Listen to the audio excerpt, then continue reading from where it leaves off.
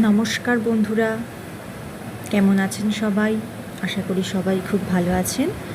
আজকে আমি রান্না করব মোচার ঘন্ট। তার জন্য প্রথমে মোচাটাকে খুব ভালোভাবে আমাকে ছাড়িয়ে নিতে হবে। তো মোচার যে শক্ত দুটো অংশ থাকে সেই অংশটা এইভাবে বের করে দিতে হবে।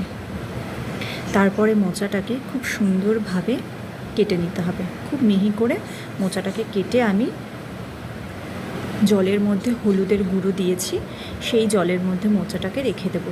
হলুদের গুঁড়ো দেওয়া জলের মধ্যে রাখলে মোচার কষটা বেরিয়ে যায়।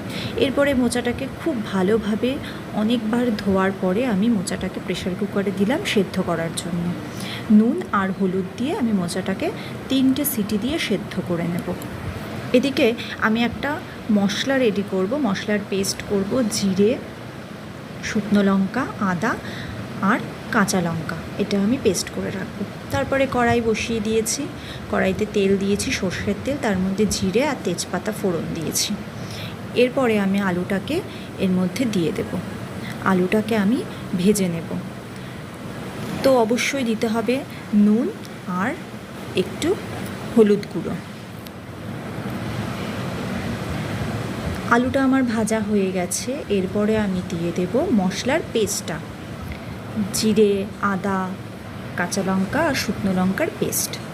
এরপরে আমি ভালোভাবে আলুর সাথে নেড়ে চেড়ে নেব আর দিয়ে দেব মশলার বাটিটা ধোয়া সামান্য একটু জল।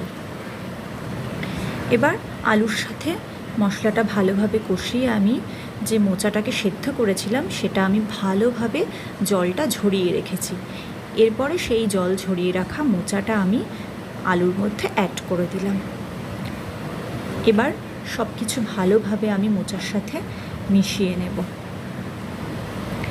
আমার মেশানো হয়ে গেলে আমি গ্যাসটাকে সিমে করে দিয়ে 5 মিনিটের জন্য ঢেকে রাখবো। আমার মোচা সেদ্ধই আছে। আলুটাকে আমি এইভাবে ঢেকে কিন্তু সেদ্ধ করে নেব, কোনো রকম জল আমি ইউজ করব না। তো 5 মিনিট পরে আমি ঢাকনাটা খুলে দিয়েছি। দেওয়ার পরে দেখুন আমার আলুগুলো একদম সেদ্ধ হয়ে গেছে। এরপরে আবারও ভালোভাবে নেড়ে চেড়ে নেব এবং গ্যাসটাকে আমি একটু বাড়িয়ে দেব। তার মধ্যে অ্যাড করব এবার চিনি। এবার চিনিটাকে ভালোভাবে মিশিয়ে নেব। তারপরে আমি সামান্য গোবিন্দভোগ চাল আমি পেস্ট করে রেখেছি, সেই গোবিন্দভোগ চালটা পেস্ট করে আমি এর মধ্যে অ্যাড করব। তাতে কি হয়, গোবিন্দভোগ চালের গন্ধটাও ভালো আসে আর মোচার তরকারিটা বেশ মাখা মাখা হয়, এর থেকে জলটা কেটে আসে না। তো আমার মোচাটা কিন্তু অলমোস্ট রেডি হয়ে গেছে। নামানোর আগে দিয়ে দেব 1 চামচ ঘি। ঘিটা কিন্তু দিতেই হবে, না দিলেও হবে যারা ঘি খান না, তবে ঘি দিলে একদম স্মেলটা খুব সুন্দর হয়। আর দিয়ে দেব সামান্য একটু গরম মশলার গুঁড়ো। ব্যাস রেডি হয়ে গেল মোচা। গরম গরম ভাত আর এই মোচার তরকারি পাতে পড়লেই কিন্তু আর কিছুর প্রয়োজন হয় না। তো দেখতেই পাচ্ছেন মোচাটা কিন্তু আমার রেডি হয়ে গেছে।